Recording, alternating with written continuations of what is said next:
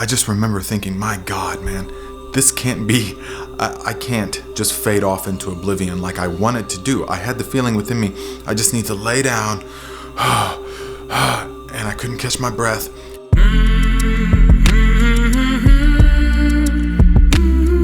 So there I was, freezing cold. I couldn't really remember where I was, and highly disoriented. The only thing I could remember was that they always say, just go back downhill. If you start feeling all these symptoms and you're delirious and all of this, just go back downhill. So that's what I did. I turned around and just started kind of jogging downhill, eyes blurry and out of breath constantly. Constantly out of breath. And then all of a sudden, I come around the corner and I see this building, this structure that has lights on. I thought, oh yes. And I could barely see the structure because it's made out of stone, the stone that's cut from the mountain. All I could see was just the light. So I go inside, or I knock on the door, and I go inside, and they, yes, come in. It was a guest house. And oh my God, thank you. So they recognized I was in a very bad way. And so they sat me down, put a blanket on me, and immediately began giving me this tea that saved my life. And that's what we're about to go make, okay? Let's go make this life-saving tea.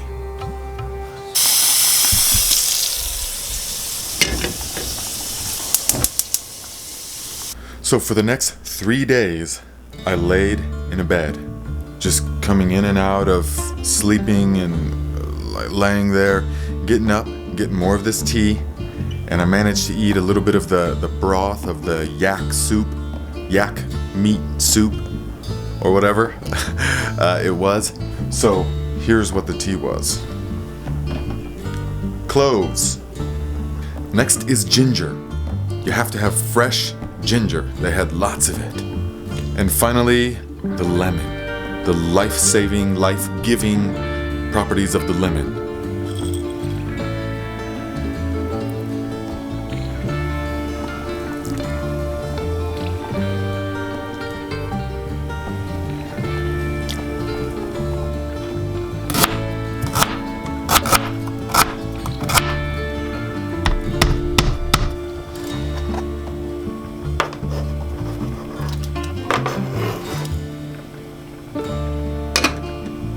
Now we just let that boil for at least 15 minutes, but that's the thing about this kind of tea. The longer you let it boil and steep, the stronger it gets and the more it extracts from the ingredients. So you can boil it 15 minutes, turn it off, drink some, then come back hours later, turn it on again, or come back the next day, turn it on again. It's so versatile. So while we let this simmer, let's go carry on with the story. Yeah, so whatever was in the tea must have worked, because after 3 days, I felt incredible. Here's some pictures of me during those 3 days, though. I could barely move. I could barely do anything, as my body had to recuperate and produce more red blood cells. But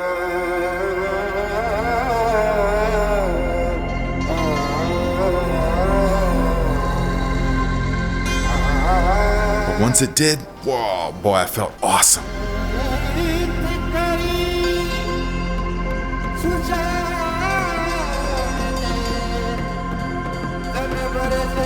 Okay, and by this point, I'm getting really high up there, all right? I'm just seeing yak caravans.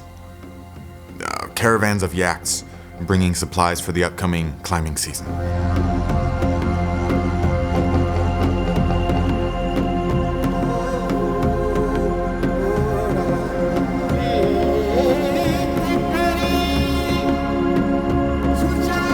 And over the next few days, I climb higher and higher, and it gets more and more surreal.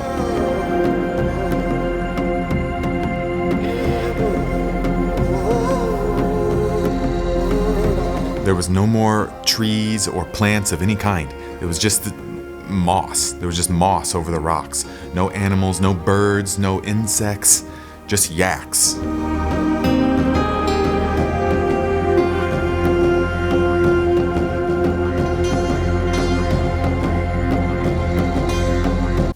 Then, by the time I approached the last village before base camp, which happens to be the highest in the world, when I approached this village, on the day leading up to that, it was just all rocks and glaciers.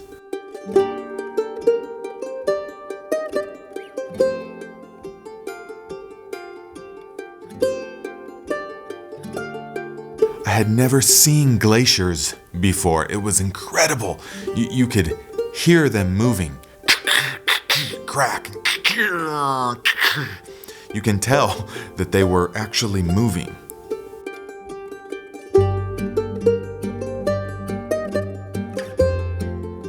You see the glaciers buried under these rocks?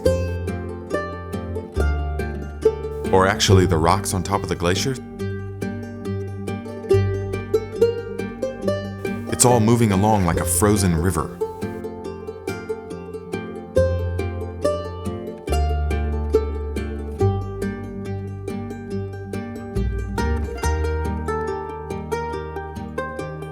And then the morning came when I was set to hit base camp. And as I walk along the very rugged, rocky terrain, I am having quite an emotional experience.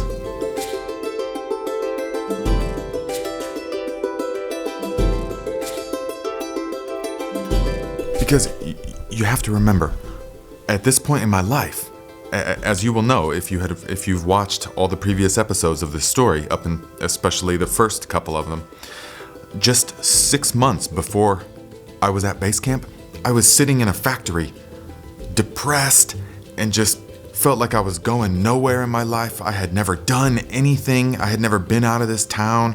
I just felt like my feet were in concrete that was just setting by the day. Every day I went into that factory was just another day that my feet were going to be set in concrete the rest of my life. And I was going to be there for 30 years. Oh, weehaw, I'll get retirement when blah, blah, blah. Man, that shit was so depressing to me to even think about. So that's why I left. Of course, traveling, I didn't know what was out there, but something was out there it was calling me. It was like, hey, come on.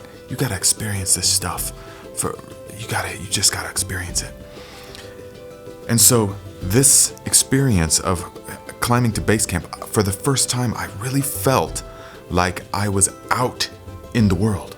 Like I'm doing something with my life. There's activity, there's adventure. What it comes down to is I feel alive. My God, I felt so alive this day. So good, you're so high up. And the atmosphere is different than it is down lower. It's so quiet and the sun is right there. It feels like you could reach out and grab the sun. And the air is so crisp, just so pure and clean. There's nothing and no one. You can just hear little rocks cracking over there and the experience. Oh man.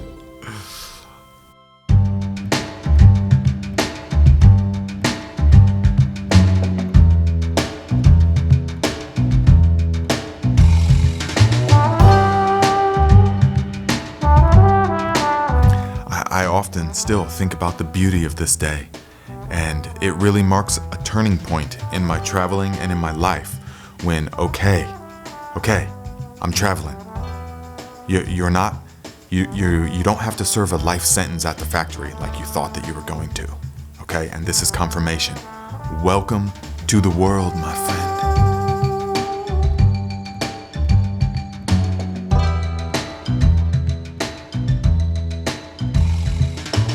So the return trip down the mountain was just mind-blowing because every step down that I took, the air got more and more concentrated, meaning with each inhalation, I was getting more oxygen molecules in the lungs, and my body was acclimatized, so I was already producing maximum amount of red blood cells, and my body was operating hyper efficiently. It just felt so good. Going downhill, just nice, thick, rich air. And I was just in such good conditioning after 3 weeks of climbing the mountain straight up. So I was just leaping down rocks and jumping down, hey, waving to everybody, hey,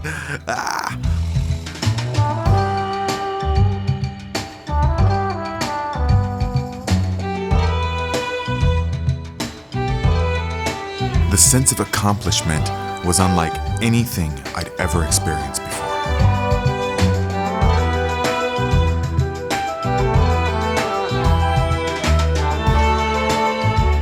This was a turning point, my friends. And so, yes, to leave the mountain, you have to come through the same airport that you landed in, Lukla. Remember, the most dangerous airport in the world. Look it up. So, we're all sitting on the plane, the tiny little passenger plane, and okay, we're getting ready to take off from Lukla, and it is like this. And you just drop directly off the mountain. You just, and your stomach goes, whoa, like you're on a roller coaster. And then all of a sudden the engines kick in, and you pick up, and you're just like, oh my God. You just did a free fall so you could gather momentum. It's awesome.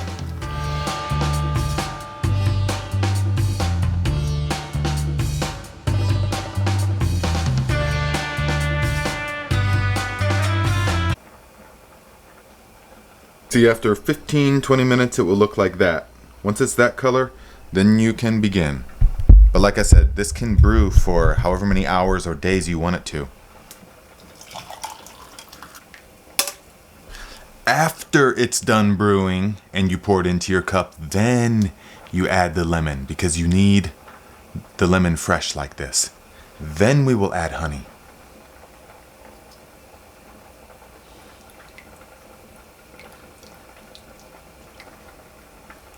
Very last thing we add is the honey. Fresh, raw honey, of course.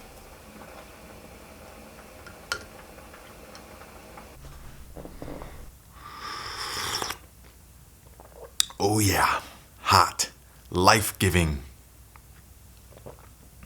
Seriously, anything that ails you at any time, begin drinking this at full blast. Have a big pot of it on.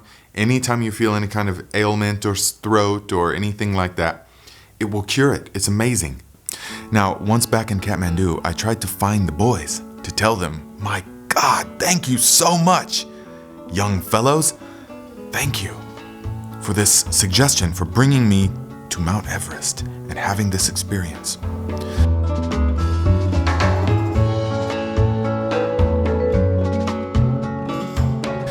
But alas, they were nowhere to be found. So, instead, my time in Nepal was coming to an end. And therefore, I went to one of the travel agents, which is just like a closet with a guy with an old computer. And so I went there and said, where is the absolute cheapest ticket out of this country? That's not India, because I just came from there. He said, Bangkok, $65, I think it was. I said, I'll take it.